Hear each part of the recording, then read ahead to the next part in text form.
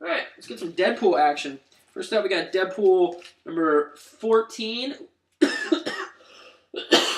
which wraps up Deadpool's pirate adventures. Fun stuff, cool cover. Nothing too amazing, though, but a lot of fun. And Deadpool number 15, which basically sets Deadpool on the warpath of becoming an X-Man. He goes to San Francisco, finds that they're accepting of different people. He's clearly different, and he wants to try something new with himself. He's tired of being a mercenary. He's tired of doing this. He doesn't want to be a pirate anymore. So he comes in and he decides he's going to be an X-Men. I can't wait to see where this goes. It should be a lot of fun, and it would be really neat if you do throw him on a team. He could almost fit as a morph-style character, like in the Exiles, where he's that comedic relief, a little goofier. He would be pretty cool if you threw him in somewhere like that. If you threw him in into X-Force, great fit. All right. Then we got Deadpool Merc with a mouth. We got Deadpool running around with his zombie head in the Savage Land. That's basically all I got to say. Cool stuff. Gischler and Dazo are doing a really good job there. I love how the covers are all riffs off of movies. Very neat. Clearly gruesome. but a lot of fun. So check it out or don't. I don't know. All right, let's get some Wolverine action. All right, Wolverine First Class number 18. This focuses a lot on Madrox and his dupes. Very cool idea of playing around with the idea of clones, almost. It's a nice back and forth on the idea of cloning, I think, but done through Madrox. Are they people or are they not? Do they have a soul or do they not? Does it matter? If they're able to eat, sleep, breathe, think, they're people, right? Well, he is a part of this thing. He's part of Madrox's powers. So maybe he's not. It's a pretty cool idea. So it's kind of like, I don't know, if Madrox dupe jacked him off, would that be incest because they're relatives? Or would that be masturbation? I'm not sure. Interesting concept. Click the comments. Madrox dupes jacking each other off, a circle jerk of incest or a circle jerk of masturbation? That is the question. We will find an answer. We'll vote this out. I'll find a way to make a poll, all right? So start clicking the comments, yes or no. We'll get back to this. Next up, we got Wolverine Origins 39. Again, I'm not a big fan of a lot of what's been going on lately. Another character dies, blah, blah, blah. We finally see Romulus, which I gotta admit, he looks pretty cool, but he's never going to be a substitute for Sabretooth. Hopefully they'll bring him back. But overall, decent enough stuff. I don't know. We'll have to see where it goes from here, honestly. How this whole Romulus story ends is going to definitely dictate how everything before it is seen. Because up until now, I mean, you could easily retcon it, I guess. Or you could easily put it into continuity and keep it in the canon of Wolverine. But I don't know. But God, that Wolverine, by the way, just looks terrible. Terrible. I'm not a big fan of that cover at all. They both just look like they got wicked diarrhea. Or they're constipated. Or they're being choked by tentacles, I don't know. But overall, we'll see the Romulus stuff, hit or miss, but again, wrapping it up, we'll see how it goes. Next up, we got Cable number 18. Cable in Space with Hope continues to be fantastic. Swarzynski, you are killer, man. I loved your Iron Fist, and I'm loving your Cable. Bishop is starting to get a little more like Cable every issue. We've got a bionic eye now. We've got a bionic arm. And he time slides. I'm really hoping that when this is all said and done, Bishop as a character is right. I'm hoping Hope is indeed a big, not-so-good thing. And I'm hoping in the end they'll have to destroy her, and he's right. That would be pretty awesome, because otherwise that is a character that I love that they have completely just ruined. Because there's no coming back from this unless he's right, I don't think.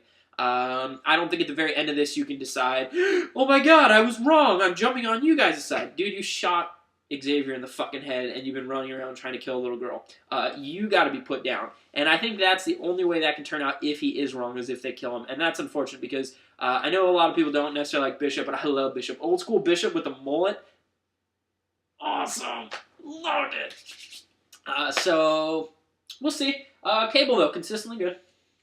Next up, X-Force 18. Crazy, nasty, gruesome. This is again following up, coming back from the future. We get some great stuff here with Wolfsbane. We get some beautiful art. And you get X-23 being picked up again, and just, I mean, they chop her fucking arm off. And they just abuse the hell out of her. I mean, just look at the art there. Just fucking foul, bloody ass shit. Just, the art and the writing on this title are just amazing. It definitely was hurting a little while, I think, during the crossover event there in Messiah War, but I think now that it's returned back to its own thing where it can operate on its own level, it is back to being just awesome. Really enjoying that title. Great cover, too, with the reflection of Wolverine there, checking her out in the test tube, like, oh, shit.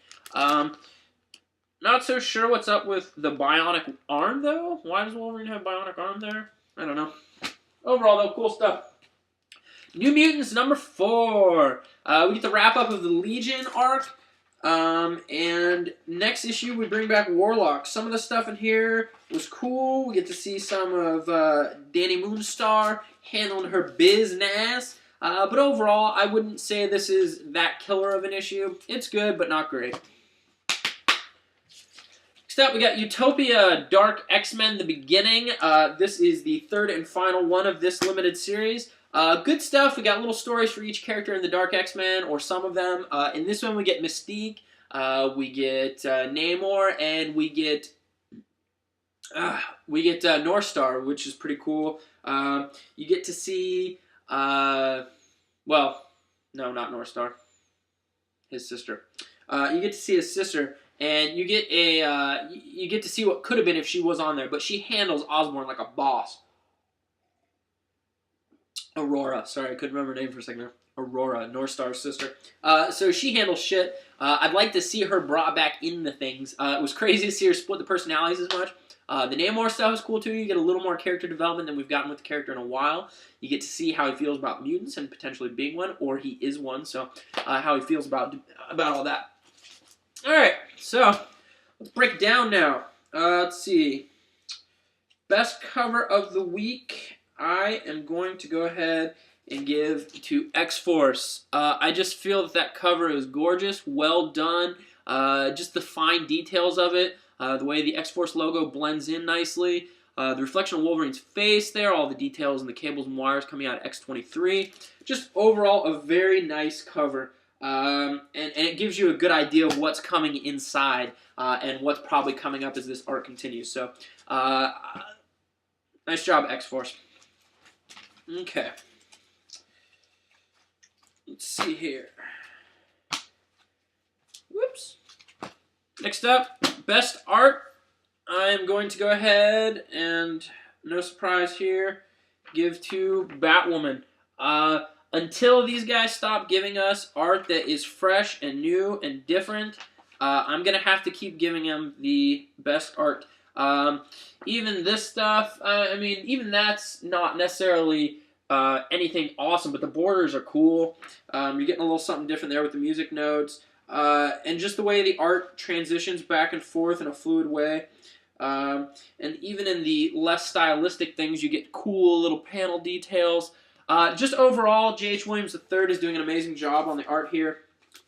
And I can't say it enough. If you're not picking up Batwoman and Detective Comics, you really need to. It is one of the stronger titles coming out of the Batman Reborn stuff. So check it out. All right.